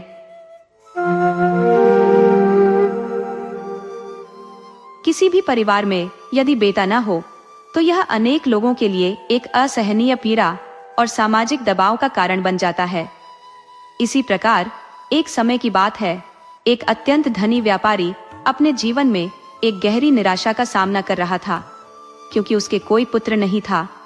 उसकी चिंताएं लगातार इस बात पर केंद्रित रहती कि उसके परिवार का नाम आगे कैसे बढ़ेगा, उसका विशाल व्यापार कौन संभालेगा और वह अपनी संपत्ति किसे सौंप कर जाएगा।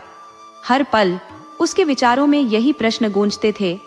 उसका अकेला उत्तर उसकी विवश आत्मा से निकलता, मेरे पास कोई बेटा नहीं है। ये वाक्य उसकी निराशा का पर्याय बन चुका था। व्यापारी ने हर विधि अपनाई।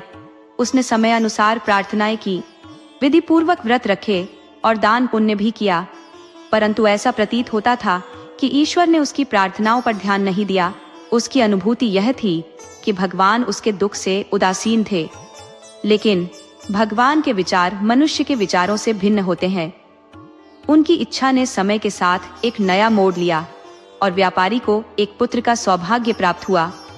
उसका नाम हाईबंद रखा गया। जब हाईबंद 5 वर्ष का हुआ तो व्यापारी ने उसे शिक्षा दिलानी शुरू की। 10 वर्ष की उम्र तक वह नियमित रूप से पढ़ाई करता रहा। एक दिन व्यापारी अपनी दुकान की खिड़की के पास बैठा था। तभी उसने देखा कि 2 लड़के पुराने फटे चिथड़े कपड़े पहने सड़क पर से गुजर रहे थे। उनकी दयनीय दशा देखकर उसने उन्हें बुलाया और उनके हालात पूछे। लड़कों ने बताया कि उनके माता पिता और भाई का निधन हो चुका है और वे किसी ऐसे रिश्तेदार को नहीं जानते जिससे सहायता मिल सके। उनकी यह व्यथा सुनकर व्यापारी का दिल पिघल गया। वह उन्हें अपने घर ले आया। उसने सोचा कि इन बच्चों का साथ उसके पुत्र के लिए उपयोगी होगा और ये दुकान के छोटे मोटे कार्यों में मदद कर देंगे। उसने उन्हें भी अपने बेटे के साथ पढ़ने का अवसर दिया। लेकिन नियति ने एक अलग कहानी लिख रखी थी। जिन बच्चों पर व्यापारी ने दया दिखाई थी वे उसके लिए समस्याओं का कारण बन गए। आभार व्यक्त करने और मदद करने के बजाय उन्होंने व्यापारी और उसके बेटे के खिलाफ षड्यंत्र रचने शुरू कर दिए। उनकी करतूतों ने व्यापारी को अपमानजनक परिस्थितियों में डाल दिया। हालांकि वे दोनों लड़के हाईबंद के साथ स्कूल जाते थे, लेकिन पढ़ाई में उनका मन नहीं लगता। हाईबंद ने अपनी मेहनत और लगन से शिक्षा में दक्षता हासिल की, जबकि वे लड़के आलस्य और गैर जिम्मेदारी के चलते केवल बुरी आदतों को अपनाने में लगे रहे। ये कथा हमें ये सिखाती है कि जीवन में किए गए हर निर्णय के परिणाम हमेशा हमारी अपेक्षाओं के अनुरूप नहीं होते। एक दिन जब हाईबंद और वे दोनों लड़के सुबह स्कूल जा रहे थे तो उनकी बातों का रुख शादी की ओर मुड़ गया। उन लड़कों ने हाईबंद से कहा, देखो, हमें पता है कि तुम्हारी शादी तो जल्दी ही हो जाएगी, क्यों ना तुम अपने पिता से कहो कि हमारी शादी भी करवाएं? हाईबंद ने मुस्कुराते हुए कहा, हाँ, क्यों नहीं। मैं उनसे कहूंगा कि पहले तुम्हारी शादी करा दें, फिर मेरी। कुछ समय बाद सौदागर ने शादी कराने वाले को कई जगहों पर भेजा कि वह किसी धनवान और शिक्षित परिवार की बुद्धिमान और सुंदर लड़की का रिश्ता लेकर आए। रिश्ता तय हो गया और हाईबंद की शादी की तैयारियां शुरू हो गईं। शादी के दिन सौदागर ने अपने मित्रों को एक भव्य दावत दी और गरीबों को खूब दान किया। उसने हाईबंद को राजकुमार जैसे वस्त्र पहनाए और दुल्हन के घर भेज दिया। लेकिन उन दोनों चालाक लड़कों को यह सब पहले से मालूम था। वे जल्दी से हाईबंद की ससुराल पहुंचे और दुल्हन के माता पिता को झूठी बातें कहने लगे। उन्होंने कहा, हाईबंद तो थोड़ा अजीब और पागल सा है। क्या आप सच में अपनी बेटी की शादी उससे करने जा रहे हैं? ये सुनकर दुल्हन के माता पिता स्तब्ध रह गए। वे न तो इस पर यकीन कर पा रहे थे, न ही इसे नकार पा रहे थे। अगर उन्हें यह बात पहले पता चलती तो वे रिश्ता तोड़ देते। लेकिन अब तो बहुत देर हो चुकी थी, बारात आने ही वाली थी। इधर दोनों लड़के वापस लौटे और हाईबंद के पास जाकर उसे जबरदस्ती ऐसा फल खाने पर मजबूर किया जिसमें कोई नशीली चीज मिली हुई थी। फल खाने के बाद हाईबंद असामान्य सा व्यवहार करने लगा। इसके बाद वे दोनों लड़के सौदागर के पास पहुंचे और आंसू भरी आंखों से बोले, हाईबंद की होने वाली पत्नी तो एक राक्षसी है जो इंसानों को खा जाती है। सौदागर यह सुनकर परेशान हो गया। शादी का समय नजदीक था और मेहमान दूल्हे का इंतजार कर रहे थे। जब हाईबंद ससुराल पहुंचा तो दुल्हन के माता पिता ने उसकी हालत देखकर उसे अस्वीकार कर दिया। वह खोया खोया और कमजोर दिमाग का लग रहा था। उन्होंने महसूस किया कि लड़कों की बात शायद सच है, लेकिन जोहरा खातून, जो हाईबंद की होने वाली पत्नी थी, बेहद चतुर और समझदार थी। उसे महसूस हुआ कि यह सब किसी षड्यंत्र का नतीजा है। उसने अपने पिता को मजबूर किया कि वह उसकी शादी हाईबंद से ही कर दे।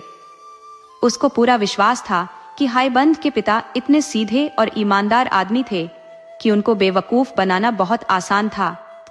खैर, शादी की सारी रस्में पूरी की गई और उन दोनों की शादी हो गई। शाम तक उन दवाओं का असर कम होने लगा तो हाईबंद को होश आने लगा। होश में आने पर उसने अपनी पत्नी को पहचान लिया और उसका साथ पाकर बहुत खुश हुआ। कुछ दिन बाद रीति रिवाजों के अनुसार हाईबंद और उसकी पत्नी अपने घर वापस लौटे। रास्ता थोड़ा लंबा था, सो उन्होंने उसको 2 बार में पूरा करने का इरादा किया। आधे रास्ते में पहुंचकर उन्होंने एक गांव में रात को रुकने का फैसला किया। जब जोहरा सोने चली तो अचानक उसे याद आया कि वह अपनी सास के लिए तो कोई भेंट लाई नहीं है, पर अब वह क्या करे। ससुराल में खाली हाथ जाना तो ठीक बात नहीं थी। वह बहुत दुखी हुई, पर फिर किसी तरह से उसे नींद आ गई। जब वह सो रही थी तो उसने सपना देखा कि एक बहुत गुणी सा आदमी उसकी तरफ बढ़ा चला आ रहा था। उसके पास आकर वह उससे बोला, ओ भली लड़की, तू दुखी मत हो, तू नदी के पास जा। वहां तुझे एक लाश पानी पर तैरती मिल जाएगी जिसकी बाह पर एक बहुत कीमती ब्रेसलेट है। तू उस लाश को पुकारना तो वह तेरा कहा मानेगी और तेरे पास आ जाएगी। तू उसका वह ब्रेसलेट उतार लेना और अपनी सास को दे देना। ये अजीब सा सपना देखकर उसकी आंख खुल गई। वह तुरंत उठी और नदी की तरफ चल दी। वहां जाकर उसने देखा कि उससे थोड़ी ही दूर पर एक लाश तैर रही थी। उसने उसको पुकारा तो वह उसके पास आ गई।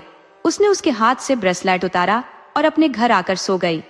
सिवाय उन दोनों नीच लड़कों की नीचता के सब कुछ ठीक चलता रहता, पर उन्होंने यह सब कुछ देख लिया था और यही था भी जो वह चाहते थे। उनको बस किसी भेड़ का खून नदी की तरफ जाने वाले रास्ते पर और नदी के किनारे पर छिड़कना था और फिर भागकर अपने मालिक सौदागर के पास उसको यह बताने जाना था कि उनकी बहू किस तरह से बर्ताव कर रही थी। उन्होंने ऐसा ही किया। सौदागर तुरंत ही उनके पीछे पीछे भागा आया। जब उसने खून के निशान देखे तो वह ऐसे रो पड़ा जैसे कोई मरने वाला रोता है। सुबह को वह अपने बेटे के पास गया और उसको वह सब बताया जो उसने सुना और देखा, पर उसके बेटे को उसका विश्वास ही नहीं हुआ और वह अपने पिता से बहुत नाराज हो गया। सुबह को पूछने पर दाई ने बताया कि आधी रात के करीब उसकी मालकिन कुछ देर के लिए घर के बाहर गई तो थी, लेकिन वह बाहर गई क्यों थी यह उसको नहीं पता। हाईबंद को यह सुनकर बहुत आश्चर्य हुआ और उसको इस नीच कहानी पर विश्वास करना पड़ा। इसका परिणाम यह हुआ कि वह अपनी पत्नी से अलग अलग रहने लगा। सारी बारात दुखी सी सौदागर के घर वापस आई। जोहरा को एक अलग कमरे में इन रख दिया गया जहां केवल उसकी दाई ही जा सकती थी और कोई नहीं। एक दिन जोहरा की सास ने दरवाजे की झिर्री से जोहरा के कमरे में झांक कर देखा तो वह तो वहां का दिया रार्श देखकर डर के मारे बेहोश होते होते बची। इस तरह काफी समय बीत गया। इस बीच हाईबंद अपने उन दोनों नीच दोस्तों के साथ पिता के बिजनेस में उनकी सहायता करता रहा। वह अभी भी उन दोनों को अपना दोस्त ही समझता था। एक दिन सौदागर ने उन तीनों को एक छोटे से व्यापार के लिए शहर से बाहर भेजा। उसने ऐसा इसलिए किया था क्योंकि उसने देखा कि हाईबंद अपनी पत्नी के लिए बहुत दुखी था, तो उसने सोचा कि इससे शायद उसका मन कुछ बदल जाए। तीनों नौजवान अपनी यात्रा पर चल दिए। वे कई मील चले कि हाईबंद को अचानक याद आया कि वह अपने हिसाब की कापियां तो घर पर ही भूल आया है। वह उनको लेने के लिए घर वापस लौटा और अपने दोस्तों से यह वायदा किया कि वह शाम तक लौटकर उनको पकड़ लेगा। ये हिसाब की कापियां जोहरा के कमरे में रखी हुई थी। वे वहां थी ही क्यों, ये तो हमको नहीं पता, पर वे वहां थी। सो घर लौटकर हाईबंद तुरंत ही जोहरा के कमरे की तरफ दौड़ा। वहां उसने अपनी पत्नी को देखा। वह दुखी होने पर भी बहुत सुंदर दिखाई दे रही थी, बहुत अच्छी और बहुत प्यारी। हाईबंद अपने आप को रोक न सका। उसने उसको अपनी तरफ खींचकर गले लगा लिया और चूम लिया।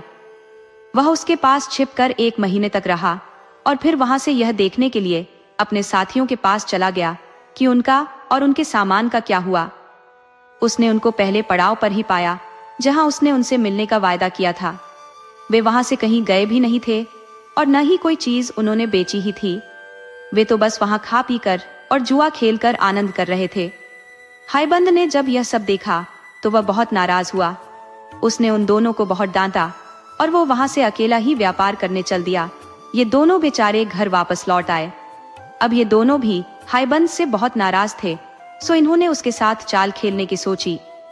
इन दोनों दोस्तों ने एक फकीर का वेश रखा और सौदागर के घर पहुंचे। वहां जाकर बोले, आप समय रहते संभल जाइए, आपके घर में एक राक्षसी है जिसको बच्चे की आशा हो गई है। उसका चरित्र ठीक नहीं है। भगवान के लिए, अपने लिए आप उसको घर से बाहर निकाल दीजिए। कहीं ऐसा न हो कि वह आपके घर को और आसपास के लोगों को बर्बाद कर दे। ये कहकर वे वहां से चले गए।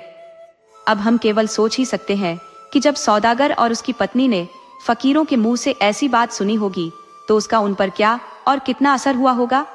ये सुनकर तो वे चैन से ही नहीं बैठे जब तक उन्होंने इस बात की सच्चाई की पता नहीं कर ली। उन्होंने अपना पूरा घर छान मारा, घर की हर स्त्री से पूछा, पर जैसा कि फकीरों ने उनसे कहा था वैसा कुछ भी नहीं पाया।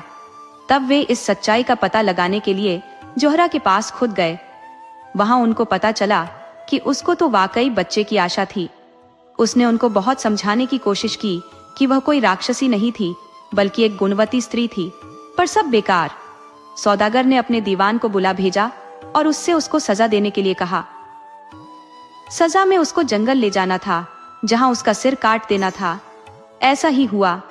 जंगल पहुंचकर उसने अपने सजा देने वालों से प्रार्थना की कि वे उस पर दया करें। वह बोली, आप लोग इतने बेरहम और अन्यायी नहीं हो सकते कि आप एक सीधी सादी स्त्री का कत्ल करें। मैंने ऐसा कुछ नहीं किया है जिसके लिए मुझे मौत की सजा मिले, और न आप मेरे खिलाफ कुछ साबित कर सकते हैं। क्या अब भी आप मेरा कत्ल करेंगे? वे बोले, हम क्या करें, हमें ऐसा ही हुक्म मिला है। इस पर जोहरा जमीन पर नीचे लेट गई और भगवान की प्रार्थना करने लगी। हे भगवान, मुझ पर दया कर। तू तो जानता है कि मैंने कोई पाप नहीं किया है, मुझे इस सजा से बचा। एक सिपाही आगे बढ़ा और उसने जोहरा को मारने के लिए अपनी तलवार उठाई, तो लो देखो, वह तलवार तो लकड़ी की हो गई। तब दूसरे सिपाही ने अपनी तलवार उठाई तो वह अपने हाथ ही नहीं उठा सका। उसको ऐसा लगा जैसे किसी छिपी हुई ताकत ने उसके हाथ उसके पीछे बांध दिए हों। इसके बाद तीसरा आदमी अपनी तलवार उठाकर आगे बढ़ा तो वह बेहोश होकर नीचे गिर गया। इस तरह भगवान ने उस स्त्री की पुकार सुनी और उन दोनों दोस्तों के नीच इरादों को नाकामयाब कर दिया। जब सिपाहियों ने यह देखा तो उनको यह विश्वास हो गया कि वे भगवान की इच्छा के खिलाफ काम कर रहे थे। वे बोले, हम तुम्हें नहीं मारेंगे, पर हम तुमसे प्रार्थना करते हैं कि अब तुम हमें यह बताओ कि हम अपने आप को कैसे बचाएं, क्योंकि जब सौदागर और दीवान साहब को पता चलेगा कि हमने उनका हुक्म नहीं माना और तुम्हें नहीं मारा तो वे हमसे नाराज हो जाएंगे और हमको सजा देंगे। हमारे लिए तो उनका यही हुक्म था कि हम तुम्हें मार दे और तुम्हारा सिर ले जाकर उनको दे दे। जोहरा खातून बोली, आप डरे नहीं। कहकर उसने जमीन पर से कुछ मिट्टी उठाई और उसका एक सिर बनाती हुई बोली, मैं इस मिट्टी का अपने सिर जैसा एक सिर बनाती हूँ। सिर बनाकर उसने भगवान से प्रार्थना की कि वह इसको मांस और खून का बना दे। भगवान ने उसकी प्रार्थना सुनी। वह मिट्टी का सिर एक जीते जागते हाड़ मांस का सिर बन गया और उससे खून टपकने लगा। वह सिर वह उन सिपाहियों को देकर बोली, लीजिए, यह सिर ले जाकर आप सौदागर साहब को दे दीजिएगा। सिपाहियों ने वह सिर लिया और घर वापस लौट गए। सौदागर ने जब वह सिर देखा तो वह बहुत खुश हुआ। उसने उसे बाहर अपने बागीचे में टांग दिया।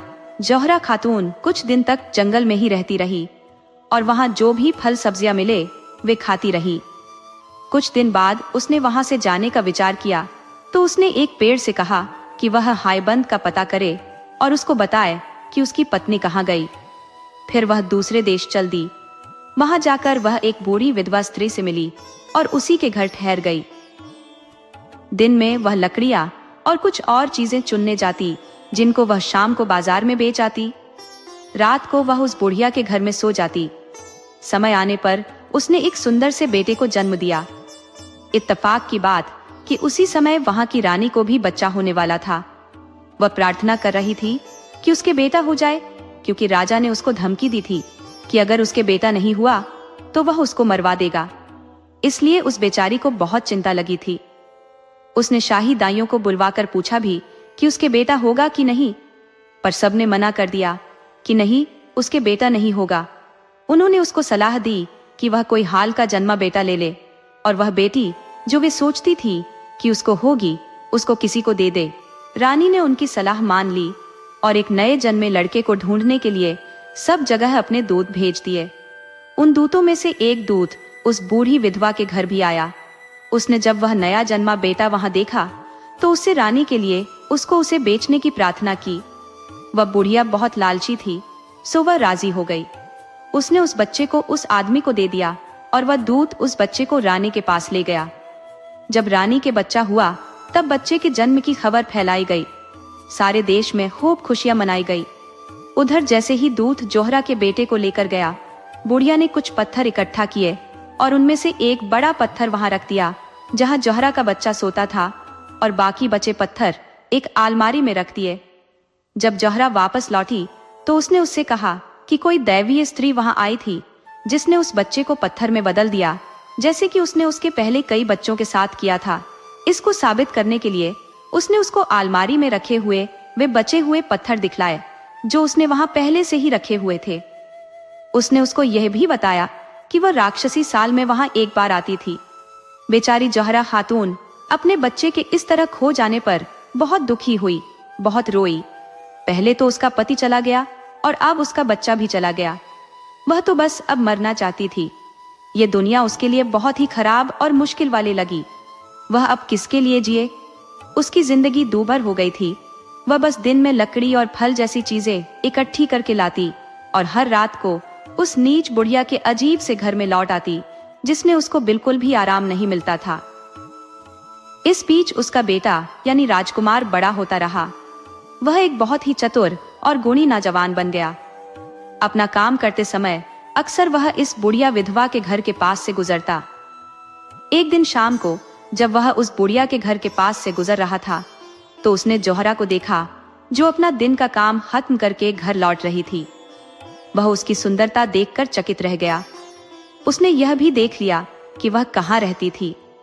जब वह महल लौटा तो राजा के पास गया और उस स्त्री से अपनी शादी करने की प्रार्थना की। राजा ने कहा कि वह उसके बारे में सोचेगा। उसने जोहरा खातून को अपने महल में बुलाया। वह खुद भी उसकी सुंदरता और सीधेपन से बहुत प्रभावित हुआ। उसने उससे अपने बेटे के प्यार की बात बताई और उससे पूछा कि क्या वह उसे शादी करना पसंद करेगी। इस पर उसने जवाब दिया कि वह तो पहले से ही शादीशुदा है। उसको यह भी पता नहीं है कि उसका पति जिंदा है या मर गया है।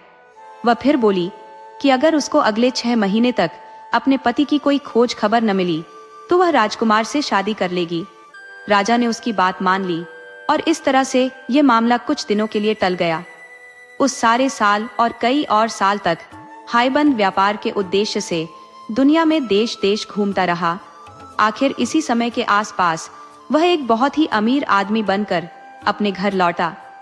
उसने सोचा था कि उसको अपनी पत्नी अपने घर में ही मिल जाएगी, क्योंकि अब तक वह अच्छी साबित हो गई होगी और उसके घर वालों ने उसको स्वीकार कर लिया होगा। पर हम उसके दुख की केवल कल्पना ही कर सकते हैं जब उसको घर आकर यह पता चला होगा कि उसकी पत्नी के साथ क्या क्या हुआ। उसने अपने माता पिता से पूछा कि उसको मारने वाले उसे किधर लेकर गए थे और कहां उन्होंने उनके बेरहम हुक्म का पालन किया होगा। उन्होंने उसको सब बता दिया तो उसने उसी समय अपनी कुछ चीजें बांधी और उसी दिशा में चल दिया जहां उसको उसके मारने वाले लेकर गए थे। भगवान की कृपा से वह उसी जंगल में आ पहुंचा जहां जोहरा को मारा जाने वाला था और उसी पेड़ के पास पहुंच गया जिससे जोहरा ने अपने पति को अपने बारे में बताने के लिए कहा था। पेड़ बोला, तुम्हारी पत्नी मरी नहीं है, तुम्हारी पत्नी तो जिंदा है। जो सिर तुम्हारे पिता के पास ले जाया गया था वह तुम्हारी पत्नी का सिर नहीं था। तुम तुरंत ही फला फला देश चले जाओ, वह तुम्हें वहीं मिल जाएगी जिसे तुम ढूंढ रहे हो। जाओ, अल्लाह तुम्हारी रक्षा करे। कुछ दिनों की यात्रा के बाद हाइबंद उस देश पहुंच गया और एक सुबह जब वह उस देश के मुख्य शहर के बाजार में घूम रहा था तो उसने कुछ स्त्रियां उस बुढ़िया के घर कुछ सामान ले जाती हुई देखी। उसने उनसे पूछा, यह सामान किसके लिए है और इसे तुम लोग कहाँ लेकर जा रही हो? उनमें से एक स्त्री ने उसको बताया कि वहां एक स्त्री रहती थी जिसका नाम जोहरा खातून था। उसकी शादी वहां के राजकुमार से होने वाली है। वे ये सामान उसी की शादी के लिए लेकर जा रही है। क्योंकि वह बहुत गरीब है, इसीलिए राजा ने उसकी शादी के लिए ये कपड़े और गहने भिजवाए हैं। वह कुछ साल पहले किसी दूसरे देश से यहाँ पर आई थी। यह सुनकर हाइबंद ने उस स्त्री को अपना नाम लिखी एक अंगूठी दी और उससे प्रार्थना की कि वह उसे उसको दे दे। वह उनके साथ उसके घर के दरवाजे तक जाएगा और बाहर उसके जवाब का इंतजार करेगा। उस स्त्री ने ऐसा ही किया। जोहरा ने तुरंत ही हाइबंद की अंगूठी पहचान ली।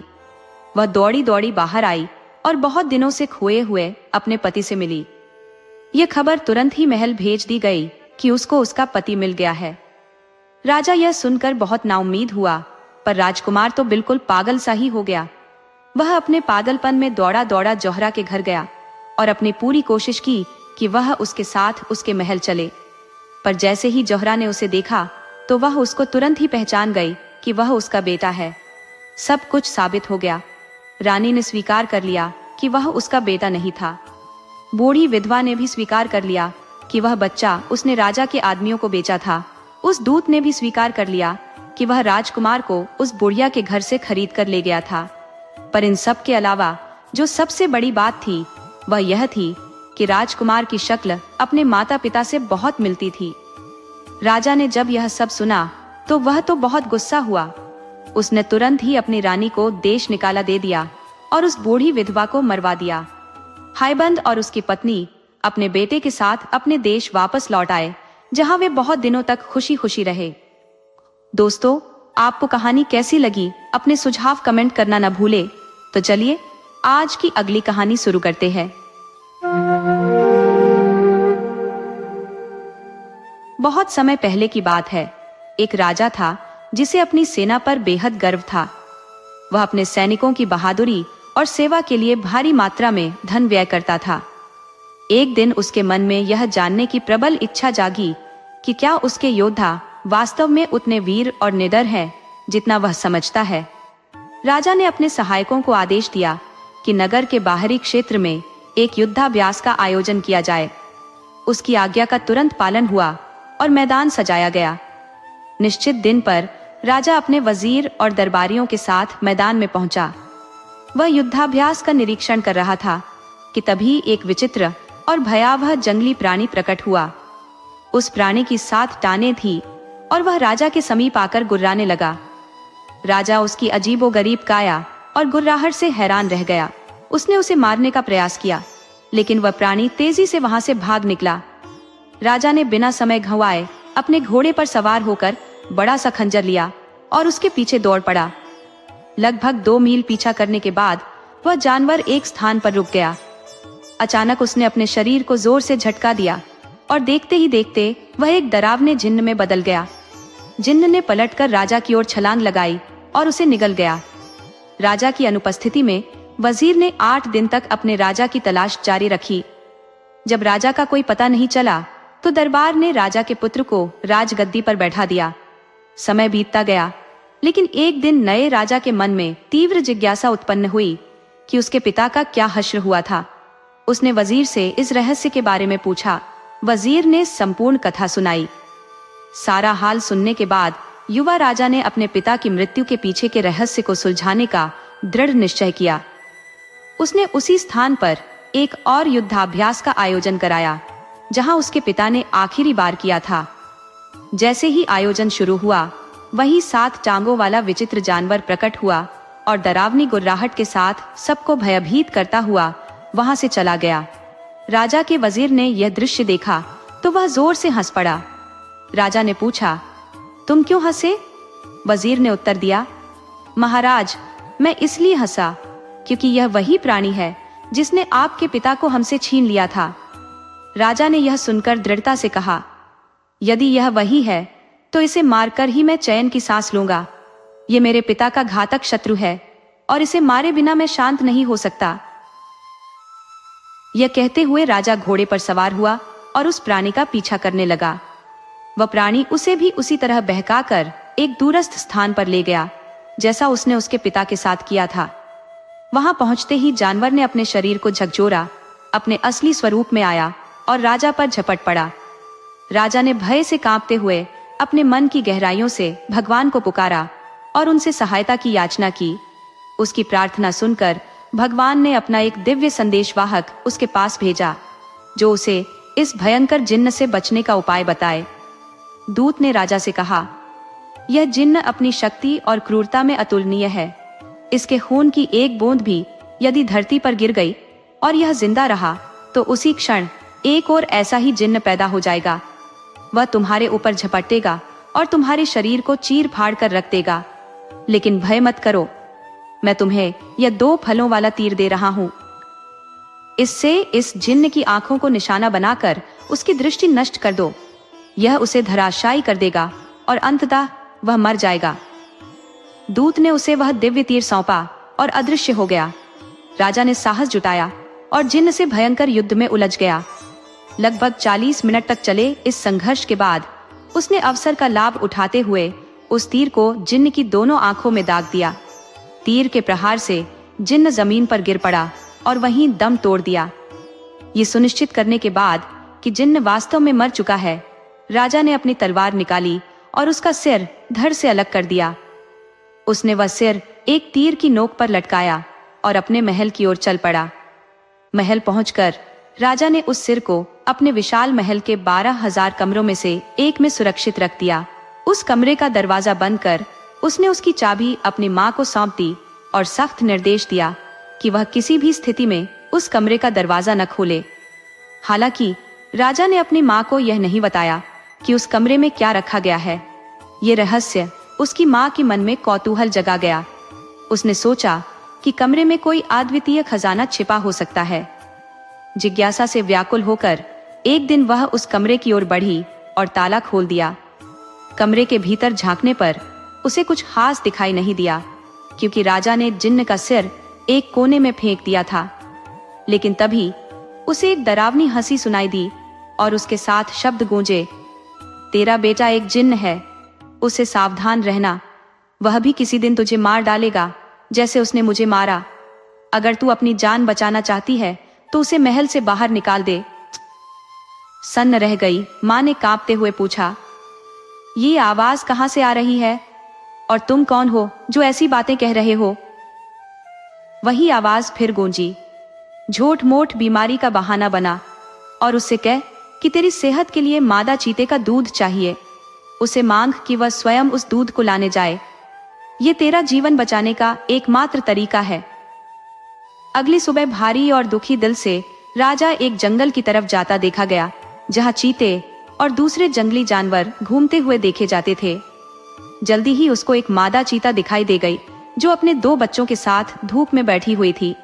उसको वहां देखकर वह एक पेड़ पर चढ़ गया और वहीं से उसके एक थन में तीर मारा।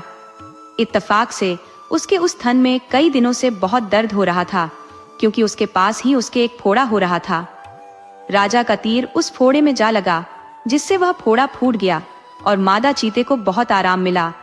मादा चीता इस आराम के लिए उसकी बहुत कृतज्ञ हुई। उसने ऊपर की तरफ देखा और उससे नीचे उतरने की प्रार्थना की। उसने उससे पूछा कि इसके बदले में उसको क्या चाहिए। राजा ने उससे कहा कि उसको कुछ नहीं चाहिए, सिवाय उसके थोड़े से दूध के, जो उसे उसकी बीमार माँ के लिए चाहिए था। मादा चीते ने तुरंत ही उसकी बोतल अपने दूध से भरकर उसको दे दी, जो वह अपने साथ लेकर आया था। फिर उसने उसको अपने कुछ बाल दिए और उससे कहा, जब भी कभी तुम किसी मुश्किल में हो तो इन बालों को सूरज को दिखा देना, मैं तुम्हारी सहायता के लिए तुरंत ही आ जाऊंगी। राजा ने उसका वह दूध और उसके बाल लिए और घर आ गया। जब रानी माँ ने उसको मादा चीते का दूध लाता देखा तो उसे लगा कि शायद वह वाकई कोई जिन्न था। उसने अपने दिल में उसको मारने का पक्का इरादा कर लिया। वह फिर उस कमरे में गई जिसमें वह सिर रखा था और उसे अपना पूरा हाल बताया। तो उस बोलने वाले ने उससे कहा, इस बात से यह पता चलता है कि वह वाकई में एक जिन्न है। एक जिन्न के अलावा कोई और किसी मादा चीते का दूध ला ही नहीं सकता, तो जल्दी से जल्दी उसे मारने का इंतजाम कर। रानी माँ बोली, पर मैं उससे कैसे छुटकारा पाऊं? आवाज फिर बोली, इस बार जब वह तुझसे दोबारा मिलने आए और तेरा हाल पूछे तो तू इससे कहना कि तू अभी भी बहुत कमजोर और बीमार महसूस कर रही है। मादा चीते के दूध ने तेरे ऊपर कुछ ज्यादा असर नहीं किया, पर सुना है एक राजकुमारी है जो फला फला ऊंची पहाड़ी पर एक किले में अकेली रहती है। अगर वह तेरे पास आ जाए और तुझे छू ले तो उसके छूने से ही तो ठीक हो जाएगी। यह सुनकर तेरा बेटा उस भयानक किले में जाएगा तो निश्चित रूप से रास्ते में ही मारा जाएगा। अगले दिन शाम को जब राजा अपनी माँ को देखने गया और उससे पूछा, माँ, अब तुम कैसी हो? क्या अब तुम पहले से कुछ अच्छी हो? रानी माँ रोती हुई से बोली, कहाँ बेटा, इस मादा चीते के दूध ने तो मुझे बिल्कुल भी फायदा नहीं किया। पर कल मैंने एक सपना देखा कि एक राजकुमारी है जो फला फला ऊंची पहाड़ी पर एक किले में अकेली रहती है। अगर वह मेरे पास आ जाए और मुझे छू ले तो उसके छूने से ही मैं बिल्कुल ठीक हो जाऊंगी। जब तक वह यहाँ नहीं आती और मुझे नहीं छू लेती मैं ठीक नहीं हो सकती। राजा बोला, माँ, थोड़ा धीरज रखो, मैं उस राजकुमारी को तुम्हारे पास जरूर लेकर आऊंगा।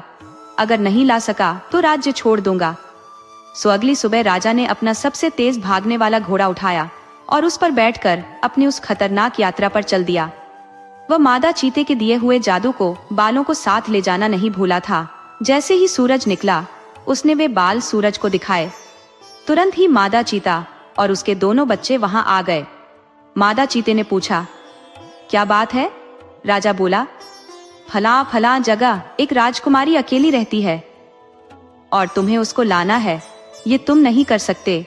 कई लोगों ने उसको वहां से लाने की कोशिश की है क्योंकि राजकुमारी बहुत सुंदर है, पर कोई भी अब तक उसके पास भी नहीं पहुंच सका है। राजा बोला, मैं कोशिश करूंगा, चाहे इस कोशिश में मेरी जान ही क्यों न चली जाए। ये कहते हुए राजा वहां से चल दिया। मादा चीता अपना भला करने वाले को इस तरह अपने को छोड़कर जाते हुए नहीं देख सकती थी, सो वह अपने दोनों बच्चों के साथ उसके पीछे पीछे दौड़ी और उससे अपने ऊपर चढ़ जाने को कहा। राजा उसके ऊपर बैठ गया और वे सब कुछ ही देर में उस किले के पास पहुंच गए। वहां पहुंचकर मादा चीता राजा से बोली, देखो, यहाँ पर इस किले के 3 दरवाजे हैं। राजकुमारी के पास पहुंचने से पहले उन तीनों दरवाजों से होकर गुजरना जरूरी है। पहले दरवाजे के पास एक बहुत बड़ा लोहे का टुकड़ा रखा है जिसको एक लकड़ी की कुल्हाड़ी से तोड़ना जरूरी है, नहीं तो दरवाजा नहीं खुलेगा। दूसरे दरवाजे के पास एक नकली गाय खड़ी है जिसके चारों तरफ असली जिन्न खड़े हैं। अगर कोई भी आदमी उस गाय को दूह सकता है तो वह उस दरवाजे में से होकर जा सकता है, और अगर नहीं दूह पाता तो वे जिन्न लोग उसको मार देते हैं। तीसरे दरवाजे के पास राजकुमारी खुद बैठती है। अगर वह तुमसे खुश है तो वह तुम्हारा स्वागत करेगी, और अगर खुश नहीं है तो वह तुमको मार डालेगी। यह सब सुनकर तो राजा बहुत ही डर गया। उसने मादा चीते से उसकी सहायता की प्रार्थना की। मादा चीता बोली, ठीक है, मैं तुम्हारी सहायता करूंगी। मेरे पास एक जादू है जिसकी सहायता से मैं उस लोहे के टुकड़े में घुस जाऊंगी, और जब तुम उसको अपनी लकड़ी की कुल्हाड़ी से तोड़ोगे तो मैं उसको 2 टुकड़ों में तोड़ दूंगी। चौकीदार सोचेगा कि तुमने वह लोहे का टुकड़ा तोड़ा है और वह तुमको पहले दरवाजे से अंदर जाने देगा। सास। तभी मादा चीते के दोनों बच्चों में से एक बच्चा बोला, और मैं उस गाय की मूर्ति में घुस जाऊंगा और उसको दूध देने पर मजबूर कर दूंगा, और उसके पास खड़े जिन्हों को जब तुम दूध दोह रहे होगे तो उनको तुमसे दूर रखने में सहायता करूंगा। इस तरह से तुम दूसरे दरवाजे से होकर निकल जाओगे। इसके बाद मादा चीते के दूसरे बच्चे ने कहा, और मैं राजकुमारी की आंखों में अपना जादू डाल दूंगा, जिससे जब वह तुम्हारी तरफ देखेगी तो तुम उसको सूरज की तरह से चमकीला पाएगी। सो वह तुमको देखते ही अपना तीसरा दरवाजा खोल देगी, और फिर जो तुम कहोगे वह वही करेगी। सो उन तीनों ने अपने अपने वायदे वफादारी से निभाए। इस तरह से राजा तीसरे दरवाजे के पार पहुंच गया। राजकुमारी ने जैसे ही उसको देखा तो उसकी बहादुरी और सुंदरता से बहुत प्रभावित हुई। उसने राजा से अपने साथ शादी करने के लिए कहा। मादा चीता और उसके दोनों बच्चे अपनी माद में लौट गए। कुछ दिन बाद ही राजा राजकुमारी को लेकर राजमहल पहुंचा और जाकर माँ से बोला, माँ, उस जगह को जाने वाला रास्ता बहुत खतरनाक था। मैं तो रास्ते ही में मर जाता अगर मादा चीता और उसके 2 बच्चों ने मेरी सहायता न की होती। भगवान को धन्यवाद दो कि मैं सही सलामत वापस लौट आया।